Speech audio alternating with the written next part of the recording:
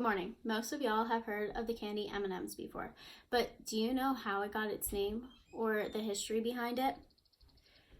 Today, I'd like to inform you of the history behind the M&M with main ideas such as the inventors, inspiration, partnership, and the fall of the partnership. Not only will this give you the history behind some people's favorite candy, but it'll also give you some insight into what the soldiers ate during World War II. The history of the M&M started with a man named Forrest Mars. Forrest Mars had candy making in his blood. He was the son of Frank Mars, and Frank Mars started candy making with his mother as a little boy, and he turned it into a profitable company called Mars Incorporated. Mars Incorporated made bars such as the Milky Way and Mars bars at the time. Once Forrest graduated college, he moved to Chicago to take his place in the family business. However, him and his father got into a dispute about how the business should be ran.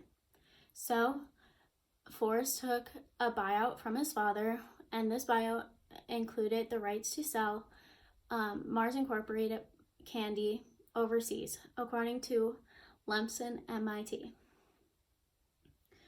Little did Forrest know his travels to England would lead to such an inspiration. While in England, the Spanish Civil War was occurring, and it was extremely hot outside.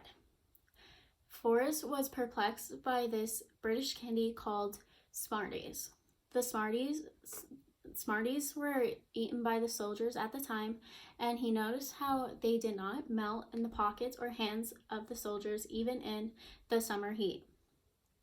So he was inspired by this, so he found out what goes into the Smarties, and it was composed of a chocolate filling with a hard candy shell. So he returned to the United States and tried again with his father to work in the family business. However, they got into another dispute, and it sent him looking for a new partner that could supply him with the resources he needed to create what we now know today as M&Ms. His search for a new partner led him to Bruce Murray. Bruce Murray also had candy making in his blood. Bruce Murray was the son of William Murray, who at the time was the president of Hershey's. Like Forrest Mars, Bruce Murray also did not like how his father was running the company. So when Forrest Mars came to Hershey with a sample of what we know today as the M&M, he happily took a partnership with him that was 80-20, and with this partnership came Hershey's chocolate, sugar, and technology. So with the help of his new partner, Forrest's dreams came to fruition. Forrest Mars and Bruce Murray created the company Mars and Murray, in which their initials led to the name behind the name of the M&M. And on March 3rd, 1941, they acquired the patent for their M&M, according to Lemson MIT. And soon after, the M&Ms were started to be produced in Newark, New Jersey. However, a year later, World War II began. So instead of selling M&Ms in the stores, they sold M&Ms exclusively to the armed forces overseas until the World War II ended in 1946. And when the soldiers returned home, they were raving about this candy they were eating overseas. Because of this, when M&Ms were sold in store again, their sales were sky high.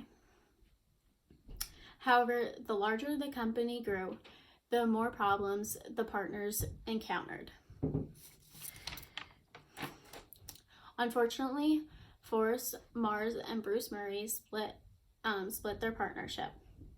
With the increase in sales, Bruce Murray found that Forrest Mars was increasingly hard to work with. According to Mr. Jensen's article, this scandalous story behind M&M's name. And Murray wanted to leave. So Murray accepted a $1 million buyout from Mars, according to Mr. Jensen, and that was in 1949. In addition, with this buyout, Mars no longer used Hershey's chocolate to create the M&Ms. So he reverted the chocolate back to the chocolate produced by Mars Incorporated, and along with that, he also brought back M&Ms under the Mars Incorporated name.